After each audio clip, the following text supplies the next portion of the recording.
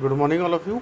आज हम लोग ह्यूमन रिसोर्स प्लानिंग और कंपोजिशन मैनेजमेंट की 44 ई लेक्चर की क्लास ले रहे हैं, जो कि रिलेटेड है components of salary and benefits which are exempted from the payment of tax and approaches to create salary structure to minimise the tax liability. इस लेक्चर के अंदर हम कंपोनेंट्स पढ़ेंगे सैलरी और बेनिफिट्स के, जो कि किसी पेमेंट ऑफ टैक्स के अंदर एग्जेम्प्टेड किए जाते हैं, और कौन कौन सी अप्रोचेज हैं जब हम कोई क्रिएट करते हैं सैलरी स्ट्रक्चर को, जिससे कि हमारी जो टैक्स लायबिलिटी है वो मिनिमाइज़ हो जाए। उसके रिगार्डिंग कौन कौन सी अप्रोचेज हैं तो वो हम इस लेक्चर के अंदर कंप्लीट करेंगे। तो how are the components of income treated differently, कि अगर आप देखें कि जो इनकम के कंपोनेंट्स हैं उनको अगर हम देखें तो उसको ट्रीट हम करते हैं डिफरेंट तरीके से। तो here are the fully taxable income components.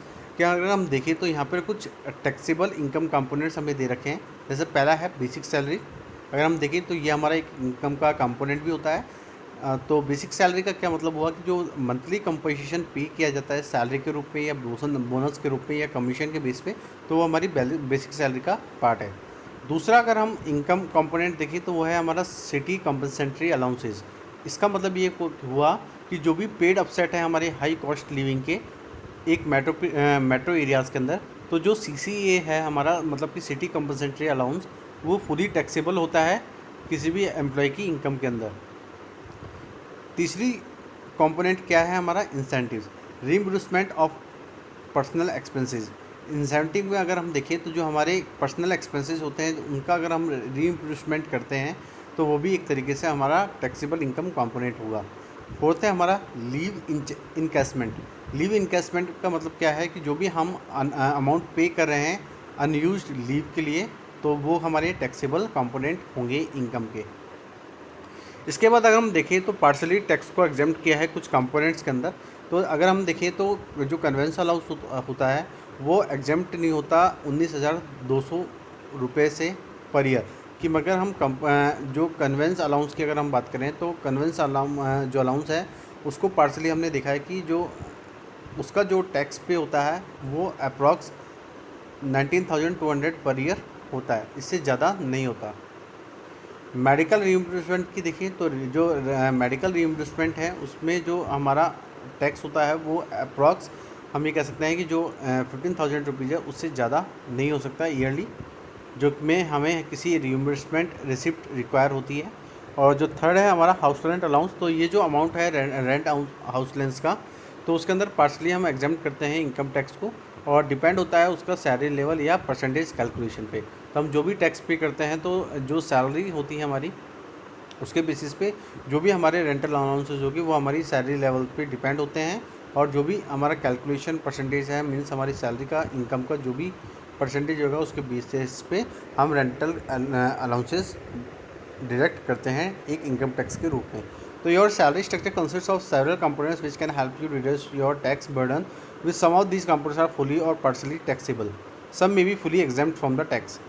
Therefore, how your salary is structured is of utmost importance, as you would always seek to maximize your take-home salary for minimizing the tax burden. कि अगर हम देखें कि जो हमारा salary structure है वो consist होता है सेवरल कंपोनेंट्स में, जो कि हमें हेल्प करता है कि हम अपने टैक्सेस बर्डन को रिड्यूस करें। तो ये जो कंपोनेंट्स हैं फुली पार्शली टैक्सेबल होते हैं, कुछ फुली एग्जेम्प्टेड होते हैं टैक्स के बिहाफ पे। एग्जेम्प्ट का मतलब क्या हुआ कि जहाँ पे हम टैक्स पे नहीं करते हैं। तो जो सैलरी स्ट्रक्चर होता है ऑलमोस्ट अगर हम देखें तो उसकी जो इम्पोर्टेंस होती है वो होता है कि हम लोग जो भी टेक होम सैलरी है अपनी उसको मैक्सिमाइज़ करें, जिससे कि जो हमारा टैक्स बर्डन है वो मिनिमाइज़ हो सके। तो हम यहाँ पे कुछ टैक्सेस देख रहे हैं जो कि इनकम कंपोनेंट से रिलेटेड है, जिसमें हम देखते हैं कि टैक्स के रूप में हमें पे करने होते हैं। तो पहला है हमारा employee provident fund. As per the EPF Act, 12% of the employee basic salary and DNS allowance has to be invested in EPF. The employer needs to invest an equal sum. The contribution deducted from the employee account is exempted for tax up to 1.5 lakh. This deduction is provided under Section 18C of the Income Tax Act. The interest on EPF is also tax exempt subject to certain condition. कि अगर हम देखें जो EPF Act है हमारा means employee provident fund act है, उसके अंदर 12% एम्प्लॉय की बेसिक सैलरी या DNS अलाउंस मीन्स DA के अंदर से जो 12% है वो डिडक्ट हो जाती है, जिसको हम इन्वेस्ट करते हैं EPF के अंदर। तो जो एम्प्लॉय की नीड्स है वो इन्वेस्ट होती है इक्वली सम के अंदर। तो जो भी कंट्रीब्यूशन है वो एम्प्लॉय के अकाउंट में से डिडक्ट हो जाता है अगर हम ये देखें तो अगर जो हमारा ईपीएफ है, मीन्स जो भी हम एम्प्लॉय प्रोविडेंट फंड में अगर हम 1.5 लाख से अगर ज़्यादा अगर हम डिपॉजिट करते हैं तो उस केस में हम अपने टैक्स को एग्जेम्प्टेड कर सकते हैं। मीन्स कि अगर आप ज़्यादा 1.5 लाख से अगर आप ज़्यादा करेंगे तो आपको टैक्स पे करना पड़ेगा। अगर 1.5 लाख से कम आप ईपीएफ फंड में अपन कंट्रीब्यूशन कर रहे हैं अपना सैलरी का कुछ पार्ट, तो हम ये कह सकते हैं कि उसके अंदर कोई भी टैक्स पे नहीं किया जाएगा। तो जो डिडक्शन है वो प्रोवाइड किया गया है section 18C income tax act के अंदर। तो जो भी इंटरेस्ट अर्न होता है ईपीएफ में वो टैक्स एग्जेम्प्ट होता है, मीन्स उसके अंदर कोई भी टैक्सेस इंक्लूड नहीं होते। और हम ये देखते हैं कि सर्टेन कंडीशन के अंदर ये हमें प्रोवाइड होता है। दूसरा है leave travel allowance means LTA। An employer provides LTA to employees to help them meet travel expenses incurred from travel with family to any place in India. Archit Gupta, CEO of ClearTax, said that exemption from the tax is only for an amount equal to the cost of traveling and shorter distance to the destination, whether by air, rail, or recognized public transport system. The components can be availed by the employee by submitting travel bills tickets to his employer. कि अगर हम देखें जो leave travel allowance होता है उसमें employ को provide किया जाता है LTA, जो कि एम्प्लॉयज़ को हेल्प करता है कि वो अपने ट्रैवल एक्सपेंस को इंकर कर सकें कि जब भी वो ट्रैवल करें अपनी फैमिली के साथ इंडिया के अंदर कहीं भी, तो उसके बिहा पे उनको एक लीव ट्रैवल अलाउंस दिया जाता है। तो अर्चित गुप्ता हैं CEO क्लियर टैक्स के, तो वो कहते हैं कि जो भी एग्जम्पशन होता है हमारे टैक्स के अंदर से, तो जो हमारा अमाउंट है वो इक्वली क्या होता है, जो भी हम कॉस्ट ऑफ ट्रेवलिंग मीन्स जो भी हमारी ट्रेवलिंग की कॉस्ट लगती है उसके, अगर हम कोई शॉर्टर डिस्टेंस के अंदर अपनी डेस्टिनेशन देख रहे हैं, तो अगर आप बाई एयर या रेल या कोई भी पब्लिक ट्रांसपोर्ट सिस्टम यूज़ कर रहे हैं तो उसके बेसिस पे आपको उसका जो भी ट्रेवलिंग कॉस्ट है वो रिसीव हो जाती है। तो जो कंपोनेंट है हमारे एम्प्लॉई के बिहाफ पे, तो जब भी हम देखते हैं इसके अंदर, तो LTA के अंदर आप ये देखेंगे कि जो भी आप ट्रेवलिंग कॉस्ट देख रहे हैं तो उसके बिहाफ पे आप जहाँ भी ट्रैवल कर रहे हैं तो वहाँ की एयर या रेल टिकट या कोई भी पब्लिक ट्रांसपोर्ट की टिकट आपको सबमिट करनी होती है अपने एम्प्लॉयर के पास, फिर जाके आपको लीव ट्रैवल अलाउंस दिया जाता है। नेक्स्ट अगर हम देखें हाउस रेंट अलाउंस क्या हुआ, this component of salary has to take care of rent paid by the employee for the premises in which he lives. To be able to the claim this deduction is essential that is form a part of one's salary. Amount paid as a HR can be claimed as a tax exempt subject to the certain limits, terms and condition. कि अगर हम देखें जो salary का component है house rent allowance, वह help करता है कि एम्प्लॉय जहाँ भी वो रह रहा है उसके रिगार्डिंग वो रेंट पे करे, तो हम एबल होते हैं कि हम क्लेम करें उन डिडक्शन को जो कि इसेंशियल है हमारी सैलरी के पार्ट के अंदर। तो जो भी हम अमाउंट पे करते हैं HRA के अंदर उसको हम क्लेम कर सकते हैं एक टैक्स एग्जेम्प्ट के थ्रू।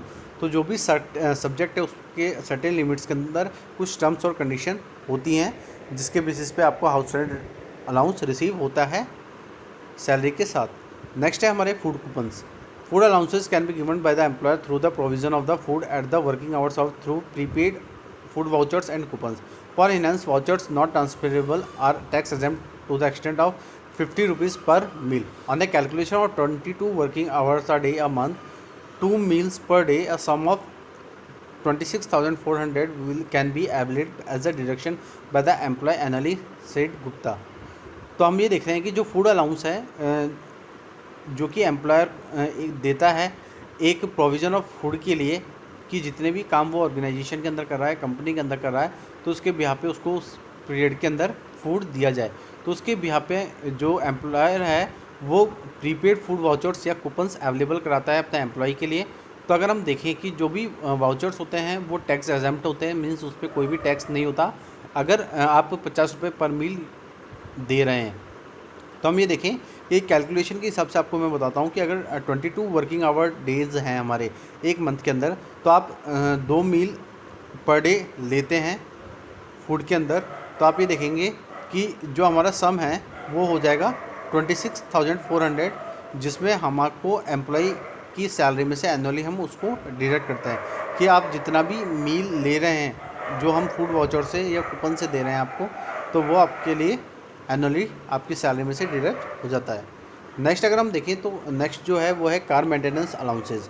होमी मिनिस्ट्री पार्टनर डिस्लोटेड India set that the reimbursement of car expenses use partly for the official and partly for the personal purposes to an employee could be exempt up to the specified limits depending on whether the car is owned by the employer or by the employee कि अगर देखिए कि जो car maintenance allowance होता है तो home ministry या partner और या डिलॉयट इंडिया ये कहते हैं कि जो रिम्बर्समेंट होता है कार एक्सपेंसेस का उनको यूज़ करते हैं हम पार्सली ऑफिशियली भी और पार्सली हम पर्सनल पर्पज़ के लिए। तो जो भी एम्प्लॉय है वो एग्जेम्प्ट करता है उसको एक स्पेसिफिक लिमिट के अंदर, जो कि डिपेंड होता है कि कितना कौन सी कार वो एक एम्प्लॉयर आउन कर रहा है जो कि एक एम्प्लॉय को दी जा रही है। मीन्स आप देख रहे हैं कि ऑर्गेनाइजेशन है, कोई कंपनी अपने एम्प्लॉयज़ को कार सर्विसेज दे रही है और कार सर्विसेज के बेसिस पे वो कार मेंटेनेंस अलाउंस दे रही है। तो जो भी ऑर्गेनाइजेशन आपको एक कार अनाउंस कर रही है एक एम्प्लॉय या एम्प्लॉय के लिए, तो उसके बेसिस पे आपको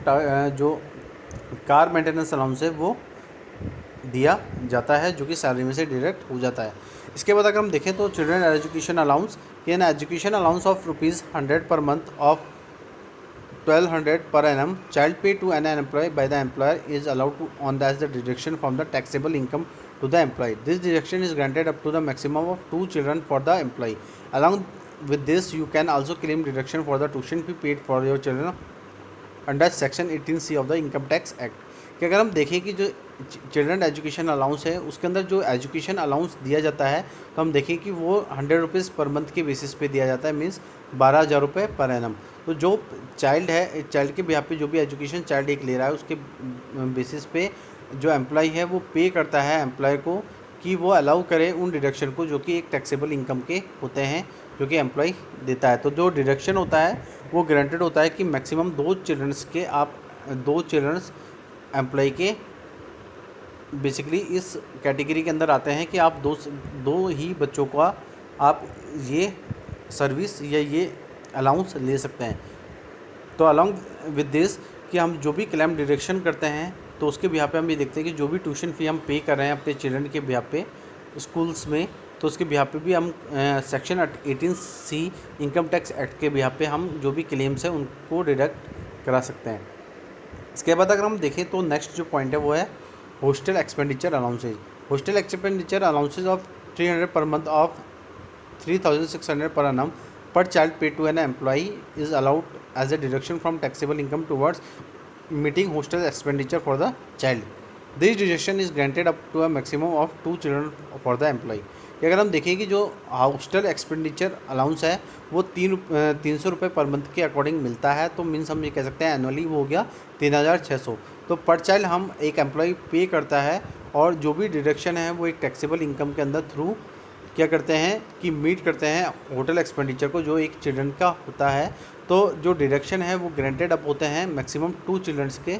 कि अगर हम देखें कि जो एम्प्लॉय के अगर 2 चिल्ड्रंस है तो उसके बिहाफ पे हम जो भी हमारे हॉस्टल एक्सपेंडिचर्स है उनको हम टैक्सेबल इनकम के अंदर डिडक्ट कर सकते हैं, जो कि 300 पर मंथ होता है। उसके बाद अगर हम देखें तो वो है phone bill reimbursement. Phone bill reimbursement include both telephone and mobile phones bill reimbursement, this also cover expenses. कि अगर हम देखें कि जो फ़ोन बिल रिइंबर्समेंट है उसमें इंक्लूड करते हैं कि जो भी हम टेलीफोन या मोबाइल फ़ोन यूज़ कर रहे हैं कंपनी के अंदर ऑर्गेनाइजेशन के अंदर, तो जो भी बिल रिइंबर्समेंट है वो इसके अंदर किया जाता है। तो इसके अंदर हम कवर करते हैं उन सब एक्सपेंसेस को जो कि हमारे फ़ोन बिल या मोबाइल फ़ोन या टेलीफोन बिल होते हैं जो कि एक एम्प्लॉय को दिए जाते हैं। दूसरा हम ये देखेंगे कि नेक्स्ट जो अलाउंस है वो है uniform allowance. This cover allowances granted by the employer to the employee to meet the cost of purchase or maintenance of uniform worn during the performance of the duties of employment. कि जो uniform allowance है वो cover करता है उन allowances को जो कि एक एम्प्लॉय ग्रांटेड करता है अपने एम्प्लॉयज़ को कि वो मीट कर सकें कि उन कॉस्टों को जो कि हम किसी यूनिफॉर्म को परचेज़ करने या उनके मेंटेनेंस करने के लिए लगाते हैं जब हम किसी ड्यूटी या अपने जो भी एम्प्लॉयमेंट है उसकी ड्यूटी में परफॉर्मेंस करने के अंदर जो भी हम यूनिफॉर्म पहनते हैं उसका जो भी परचेज़ होती है, जो भी कॉस्टिंग लगती है, जो भी मेंटेनेंस होता है वो एम्प्लॉयर को दिया जाता है। नेक्स्ट अगर हम देखें तो लास्ट जो पॉइंट है हमारा वो है गिफ्ट वाउचर। गिफ्ट वाउचर में हम देख रहे हैं कि जो वैल्यू है किसी गिफ्ट की या वाउचर की उसके बिहाफ पे एम्प्लॉय कुछ टोकन प्रोवाइड करता है अपने एम्प्लॉयज़ को, तो उसके अंदर जो भी एग्रीगेट वैल्यू है वो 5,000 एनुअली से ज़्यादा नहीं होती। ये एक टैक्स फ्री होती है जो कि सीधी एम्प्लॉय को दी जाती है। तो आज के लेक्चर के अंदर हम लोगों ने कौन कौन से टैक्स बेनिफिट्स और सैलरी कंपोनेंट्स हैं जो कि हम देखते हैं जो एक एम्प्लॉय को रिसीव होते हैं सैलरी के बेसिस पे। तो हम ये कहते हैं कि जो भी इनकम है किसी एक एम्प्लॉय की उसके अंदर जो भी टैक्स एग्जेम्प्टेड है इनकम टैक्स एक्ट के अकॉर्डिंग तो जो भी पेमेंट्स हैं टैक्स के वो हम डिडक्ट करते हैं, और उसके बिहाफ पे हमने देखा कि जो भी सैलरी और बेनिफिट्स के जो कंपोनेंट्स हैं वो हेल्प करते हैं एम्प्लॉय की सैलरी को बिल्ड करने के लिए। तो आज के लेक्चर के अंदर इतना ही। Thank you so much and have a nice day.